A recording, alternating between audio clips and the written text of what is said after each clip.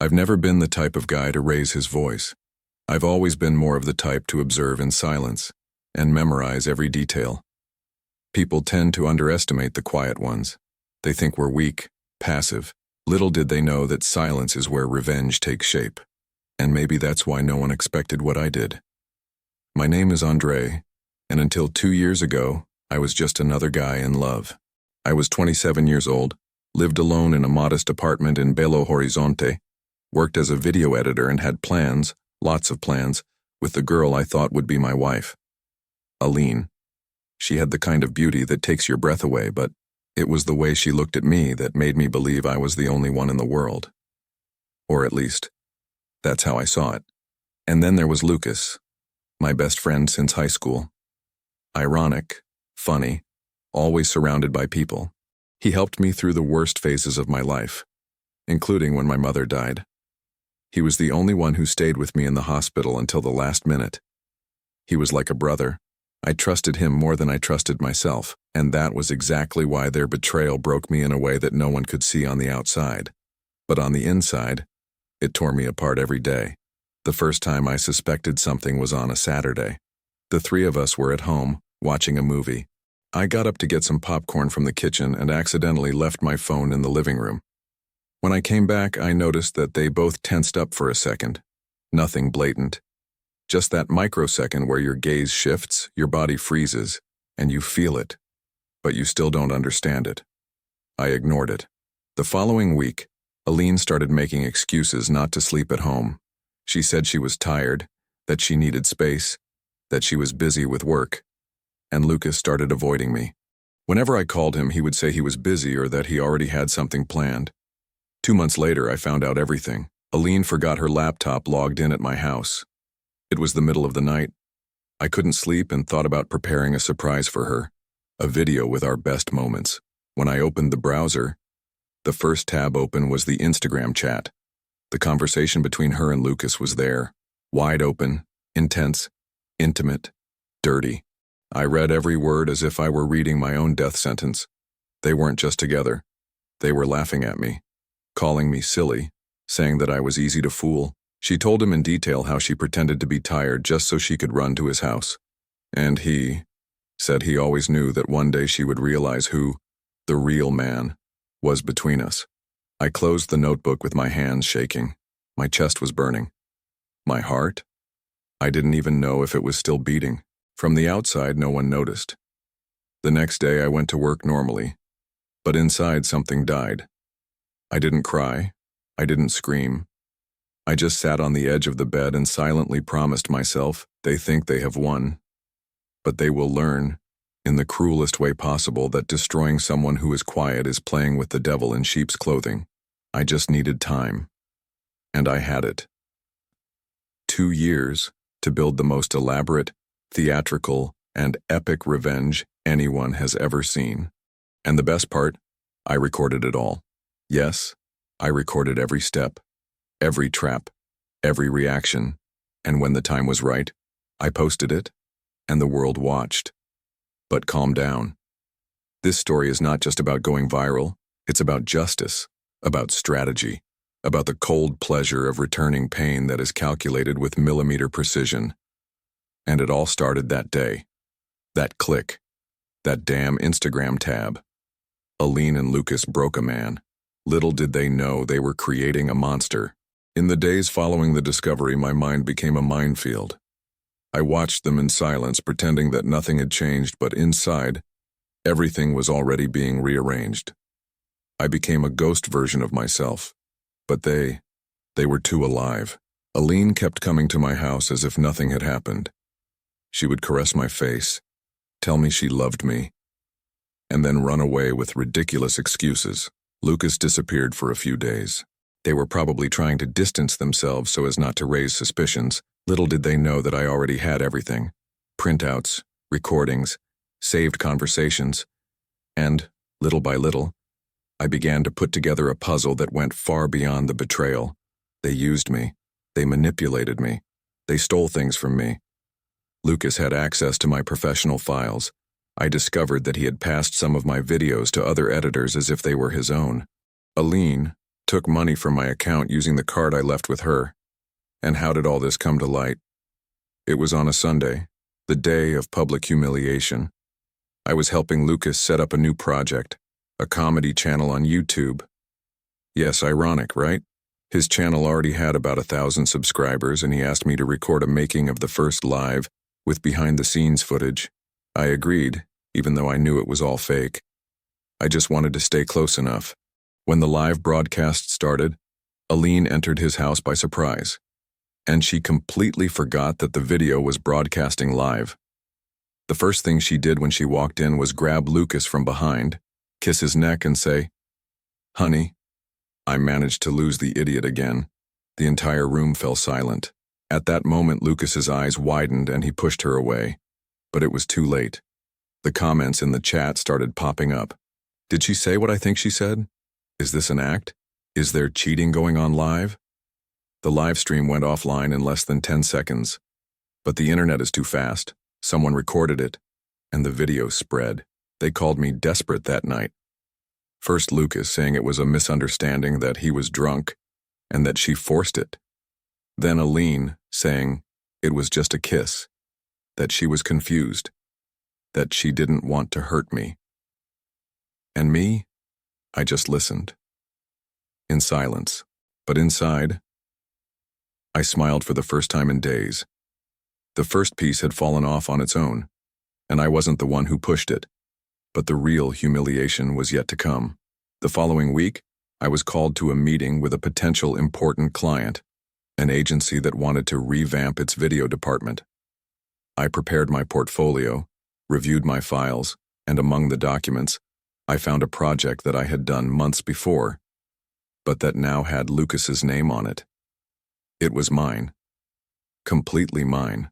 But he had erased the traces, changed the credits, and presented it as if it were his. And the worst part, the client who called me wanted to talk about that video, because Lucas had mentioned me as a good assistant, not as an author, not as a creator, as an assistant.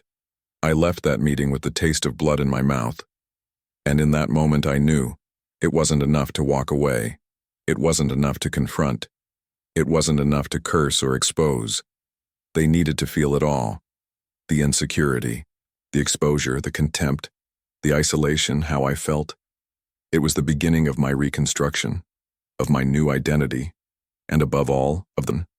A plan that would not begin with hate, but with elegance, with strategy, with a smile on his face and a sharp knife in his back, because now it was war, and I was going to win beautifully. I don't know exactly when my body went into automatic mode. Maybe it was the morning after that meeting, or maybe the moment I hung up the phone after hearing Aline's empty apologies. But the truth is that for months, I continued living. Without living, the pain of betrayal numbed me. I went to work, delivered freelance assignments, met deadlines, but everything seemed mechanical, as if I were watching my own life unfold through a screen. My friends noticed something strange. One or two even asked if everything was okay. And I said yes, that it was just fatigue, I just worked too much, lie. The truth is I was broken. And the worst part of it all, I felt ashamed, like I was to blame, as if he were too weak to notice, too naive to notice the signs, too stupid to love so much the person who stabbed me in the back. I started to isolate myself. I declined invitations, stopped posting on social media, and put my phone away for days. Aline still tried to contact me sometimes. She sent me messages as if everything was fine. Once she even sent me a video that said, "Remember this day," with a heart next to it. It was a video of us on the beach, smiling. Ironic. The same woman who said she loved me was the one who slept with my best friend while I lost sleep trying to pay the rent. And Lucas disappeared. After the exposed live, he went into ghost mode. He closed the channel, blocked half of the people in common, and even had the audacity to play the victim. A mutual friend told me that he said that it was all Aline's fault, that he was caught off guard, and that I was very sensitive. Sensitive. I felt like exploding. But I couldn't. Not yet. Because in the midst of the pain, something began to be born. At the bottom of the well, in the silence of the dark room with my eyes burning from holding back my tears, An idea came to me, and, little by little, that idea became a foundation. A solid, cold, and meticulous foundation. It was like a movie script. I, a frustrated and betrayed editor, would turn my own story into content. But not just any content. I would tell everything, without telling anything. My revenge would be artistic, strategic, and most of all, public. But for that, I needed to reappear. And that's how I decided to change. I started with my appearance. I cut my hair, changed my style of clothing. I signed up at the nearest gym and started running every morning. At first, it was just to escape my anxiety, but it soon became a routine. I felt stronger, more centered, more capable. Then I immersed myself in my studies: marketing, storytelling, branding, metrics analysis. I learned how the algorithm worked, how to capture attention, how to go viral. I took courses in script writing, directing, lighting. I became obsessed with narrative structure. And then when I felt ready, I created a channel. Not with my name, not with my face. I created a digital persona, a kind of anonymous narrator who told real stories of betrayal, overcoming, justice, always in the first person. A channel of confessions. And the first video? It was my own story. Modified, of course. No names, no faces, but every word was my truth disguised as fiction. In 1 week, the video reached 100,000 views. Within a month, I already had over 50,000 subscribers. What about the comments? They were all my allies. That woman is a monster. That friend was worse than an enemy. I want to see revenge. And I read them all, one by one, like a silent general watching his army grow. But it was not yet time to attack. The real downfall was yet to come. Theirs. And this time there would be no mercy. There are two kinds of revenge. The kind that explodes like a scream and the kind that whispers like a storm about to break. I chose the second. The anonymous version of my channel was gaining traction. I started applying everything I had learned: storytelling techniques, cliffhangers, emotional path. With each video, more people commented, more shared, more subscribers. But above all, more thirst for justice. I started planning every move like it was a chess move. The first piece? Aline. I needed to get her back into my orbit, but with control. I needed to watch her. And fate, as always, has an ironic sense of humor. She herself sent me a message. Andre, I saw a video on YouTube that reminded me of us. I think you would like it. It was a story of betrayal, very intense. I missed you. I almost laughed. It was my video. She had no idea she was watching her own exhibition. I responded politely. I said I was fine, that I was focused on my career. I avoided giving details, and that bit her insides. She was used to controlling me emotionally. The silence disconcerted her. In the following weeks, she kept trying. Old likes on social media. Accidentally stories where places we frequented appeared. Nostalgic messages on WhatsApp. Meanwhile, Lucas was trying to be reborn digitally with another channel. New name, new proposal. Something more like a life coach. Yes, he was now the kind of man who said rise and shine, even though he had destroyed a brother out of greed. That's when I started infiltrating. I created fake profiles. Nothing offensive, just strategic. Comments on Lucas's videos questioning his morals, citing an old scandal, asking for proof of authenticity. Nothing direct, nothing that YouTube would take down, but enough to sow doubt. At the same time, I started sending anonymous suggestions to online gossip pages. Stories sent by followers, with plots that were too reminiscent of the couple's past. All it took was a small spark, and the fire would light itself. But I wanted more. So I decided to partially expose myself, a new character, a self-help channel for betrayed men, where I, now with a different face, distorted voice, and fictitious name, narrated my real story of overcoming and revenge. This channel exploded. Men identified with it. Women commented indignantly. The audience grew through identification and indignation, the most explosive mix that exists on the internet. But there was still something missing. Revenge would only be complete when I returned the pain with the same intensity I received. But to do that, I needed to attract both of them to the same place, without them noticing. And I knew exactly how. I announced on the anonymous narrator channel that I would select a real story to be transformed into a digital short film, with a cast, online premiere, and prize. I launched the fictitious call for entries with an email submission box, and among dozens of fake stories I submitted one with a new name, but with the story of my own betrayal, this time with slightly changed names, enough to make it seem like someone else, but with every detail calculated to sound familiar. Then, with another fake email, I sent a suggestion to Lucas. Man, I saw this here, and it reminded me of your affair with that girl. It would be great to adapt this. You have to try. And I sent something similar to Aline as if she were an old friend. Remember when you told me about that jerk who followed you for months? That's been going around the internet a lot.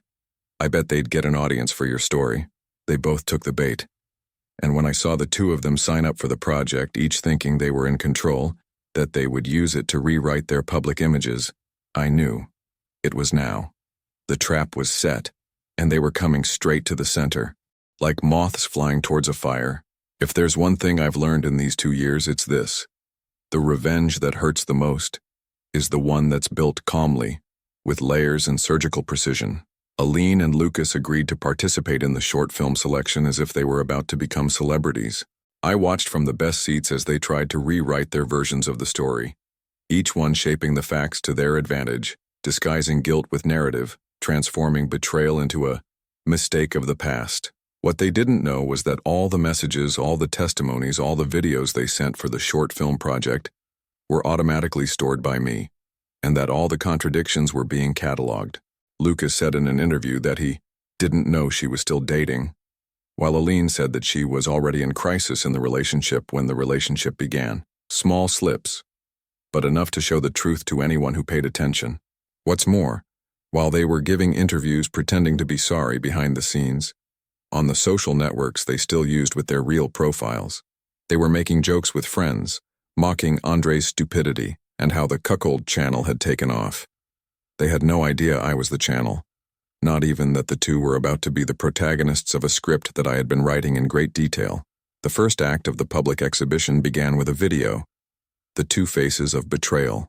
I posted it as if it were a psychological analysis, with excerpts dramatized by hired actors, but the text was almost identical to the words that Aline and Lucas used in their submissions for the short film. The same dialogues, the same excuses, only now put into a sarcastic staging bordering on the ridiculous.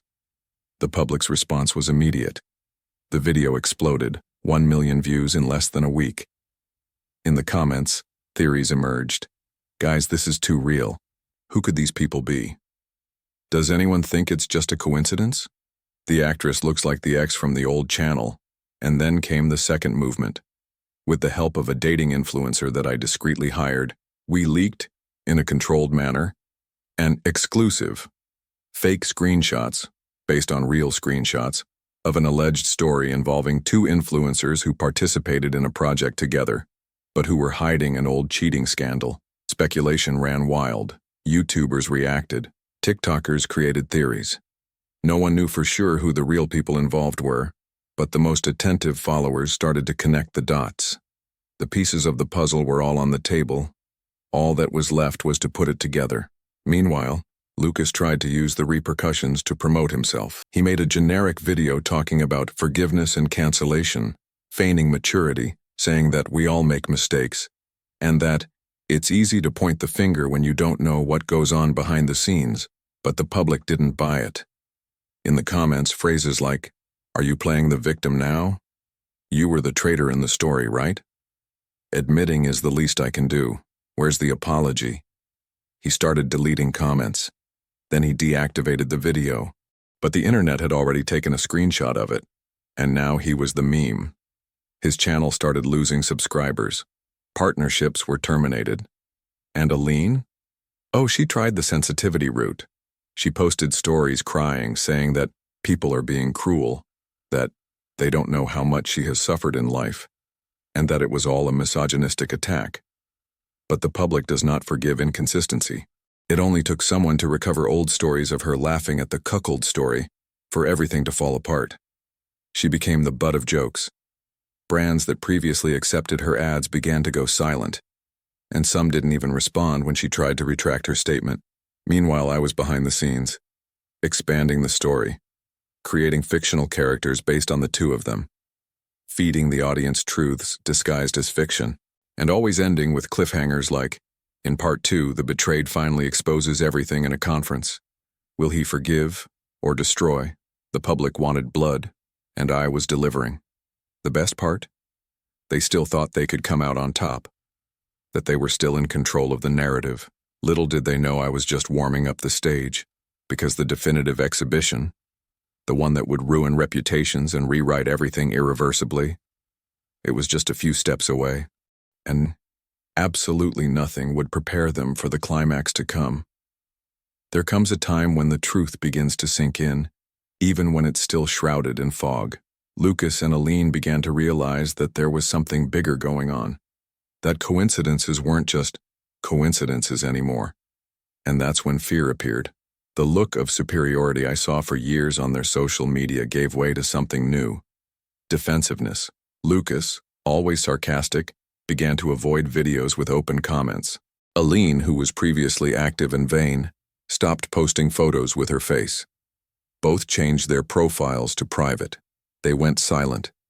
But the silence this time was a scream of despair. They were feeling it. The siege was tightening, and they still didn't know where it was coming from. The video that triggered this was a short documentary I posted on my second channel, the one with first-person stories. I called it Two Faces, One Lie, the story of a broken man and his revenge. In it, I dramatized a series of events that matched exactly what they and I experienced. I used real excerpts from conversations, disguised but recognizable to those who wrote them. I used excerpts from old videos that the two had posted, now public, strategically edited. And at the end, I left a question hanging in the air. Do traitors ever truly regret it? Or do they just despair when they realize they no longer control the narrative? The impact was immediate. Gossip channels reacted. YouTubers created videos connecting the dots. Wait, this video is about so-and-so? Guys, do you remember that old live? It's all connected. People started tagging Lucas and Aline. Everywhere. Stories, comments, TikTok, Twitter. The narrative they had hidden, controlled, manipulated for so long was now out of their hands. And it was at that moment that something happened that I will never forget. I received a message from Aline. Real, direct, desperate. Aline, please, I know it's you. I know you're behind these videos. I just want to talk. I messed up. We messed up. But this is going too far. I'm losing work. I can't take it anymore. Please. I didn't answer. Not for lack of will, but because there was nothing else she could say to me that would undo what she did. That same day, Lucas called me. Private number. He left a message on my voicemail that I listened to about 10 times. Dude, if this is all really you, tell me what you want. Money? Public apology? Are you satisfied now? I'm losing sponsorships. My parents found out about everything. My sister is ashamed of me. Do you want me to disappear? Yes. That's exactly what I wanted. But I wanted him to know it wasn't about money, or fame, or apologies. It was about truth, about poetic justice, about returning the bitter taste I'd carried for 2 years. They were finally feeling it, and the audience loved every second of it.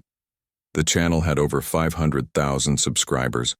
A famous influencer shared the video and said, "This is the best constructed revenge on the internet. Whoever did this deserves an Oscar." And the craziest thing, nobody knew who I was. At this point, rumors and theories began to emerge. Some said that it was a professional screenwriter who was betrayed.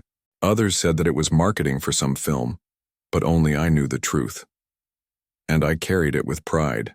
To complete the final phase of the plan, I launched the announcement of the short film, the same one that Lucas and Aline had applied for. I chose their story, the one they themselves had submitted under false names, and announced it. We will produce this true story. With actors, professional direction, and a YouTube premiere with credits to the real anonymous authors, Lucas panicked. He tried to overturn the project.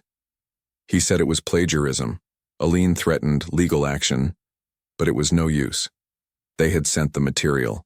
They signed the release of use contract. I had everything documented. Legally, technically, emotionally. The last piece was about to be moved. They tried to run, but you can't run away from a ghost, especially from a ghost who has learned to use the shadows as a stage. On October 14th, at 8 p.m. sharp, the video premiered. The channel had already surpassed 750,000 subscribers. The short film's official trailer had created an online frenzy. Independent film channels, gossip pages, storytelling profiles. Everyone wanted to know, who were the anonymous authors of the most explosive story of the year? And me? I was sitting in my chair with a glass of cheap wine in my hand and a smile that couldn't fit on my face. It took 2 whole years to build that night. 2 years of pain, silence, study, strategies, 2 years watching my world crumble, only to be reborn at the exact moment the curtains opened. The short began with a voiceover narration. This is the story of betrayal, but more than that, it is the story of rebirth, of a man who lost everything but used pain as a weapon, and turned what was left into fire. Fire that burned those who played with his trust. The initial dinner. A couple in bed. The camera shows no faces, only movements, whispers, clothes on the floor, and then a sudden cut. The protagonist narrating, they thought they were safe, that I would never find out. But I did, and I recorded every second of my reconstruction. From then on, the video continued as a mirror of reality, dramatized with surgical precision, scenes carefully staged with lines taken from real conversations, moments recreated with a level of detail that only the two of them, Aline and Lucas, could recognize with such clarity. Excerpts: I managed to fool him again, love, he'll never realize. Or, he's just a frustrated little editor. I'm the real talent here.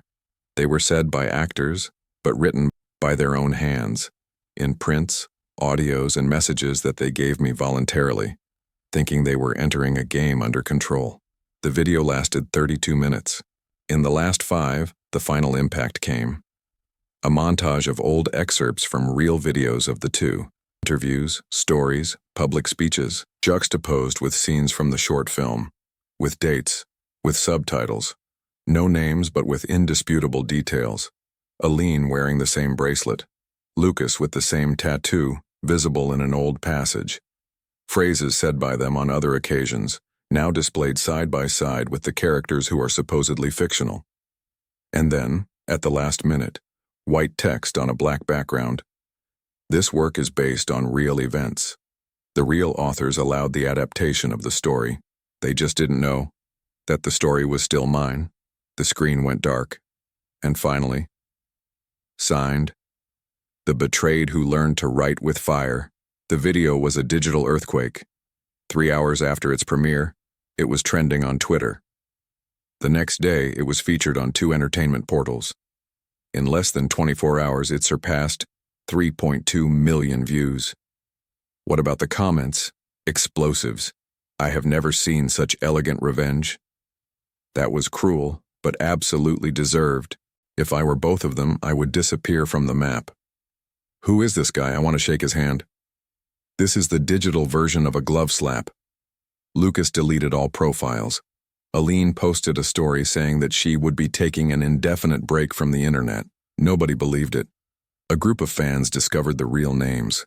They searched through old videos, leaked screenshots, and cross-referenced data. On forums, they confirmed the identities of both. They even put together a timeline of the story. It even had a name. The internet's best executed revenge dossier. And my name never showed up. Because I never needed to be the center of attention. I just wanted justice. And it came with interest. But the most curious thing? I began receiving hundreds, then thousands of messages from people telling their own stories. of betrayal, abuse, manipulation, men and women wanting to see justice, wanting their stories to be heard. And then I realized my revenge had become something bigger, a movement. Revenge is a dish best served cold, but when served well, it burns the inside of those who deserve it. The consequences of the short film were devastating, and not because of the scandal itself, but because it exposed what they most wanted to protect: their image. Lucas was always driven by vanity. The guy who smiled for the camera even when no one was watching. The one who called everyone brother and used self-help phrases to hide his arrogance. On the outside, charismatic. On the inside, a parasite of other people's talents. After the video premiered, his new channel went down. Not because of a strike, but because no one cared anymore. Sponsorships were canceled. Followers demanded the truth. People were digging up old videos, connecting timelines, questioning everything. Even the online community he claimed to inspire turned against him. He was called a manipulator, a fake, a thief of ideas, which, let's face it, he tried to make a video apology. He tried to cry on camera. He tried to say that he was just an immature boy who fell in love. But it didn't stick, because this time, the audience had context. And context is a powerful weapon. In the following video, he disabled comments. Then the channel. Then he disappeared. I heard from mutual friends that he went to live with his parents for a while, that he became depressed, that he tried therapy but abandoned it, that he keeps saying he was the victim of a digital conspiracy. But he knows, deep down, he was the one who lit the match. He just forgot that he was in a dry field of resentment. Aline, on the other hand, tried to resist. She resorted to selective feminism. She posted videos saying that she was being attacked by toxic males, that her image was being destroyed by a spiteful ex, and that the internet has no empathy for women who make mistakes. But then came the screenshots, the old messages, the stories mocking the situation. The videos of her laughing at the idiot who edited videos for me while I slept with someone else. Real militancy, the kind that does not tolerate injustice disguised as discourse, turned against her. She was accused of using serious issues to cover her ego. She lost contracts. A women's clothing store that sponsored her in São Paulo issued a statement: "We stand against any form of emotional manipulation and betrayal of trust. This employee does not represent our values." After that, she tried to erase everything. He was gone for weeks, until an alternative profile emerged, with a different name, but the same aesthetic, the same mannerisms. She was trying to start over, from scratch. But the internet doesn't forget. With each video, a comment appeared. "I think I recognize that face. Isn't that the girl from the short film? Reinvent yourself, but don't regret it." She deleted, she blocked, she ignored, but it was no use. The scar was made. Public, permanent. And me? It followed in the shadows. Growing, silent, lethal. I continued producing stories, some real, some inspired, always with the same standard: emotional justice. My channel has surpassed 1 million subscribers. I was invited to podcasts, invited to write series scripts, and given interviews with preserved anonymity. But I refused them all. I didn't do any of that for fame. I did it because they needed to fall. And they fell. Not with shouts, but with the same coldness with which they betrayed me. Today, if you search for their names, you will find echoes, old headlines, random comments, the occasional re-uploaded video saying, "Remember this?" They try to move on, but the shadow of history follows them. And not because I keep feeding, but because the public saw it, understood it, judged it. The truth has been exposed. And once that happens, there's no hiding it anymore. What they destroyed in me became fuel. And what I built with it became indestructible. For a long time, I thought revenge was the end. The last page, the climax, the end of my pain. But I was wrong. Revenge, in fact, was the beginning of a new version of myself, of a man who learned by force that to trust blindly is to open the door of the soul to those who only want to feed on it, and that sometimes the justice that the world denies You need to create with your own hands. I'm not a hero, not even a villain.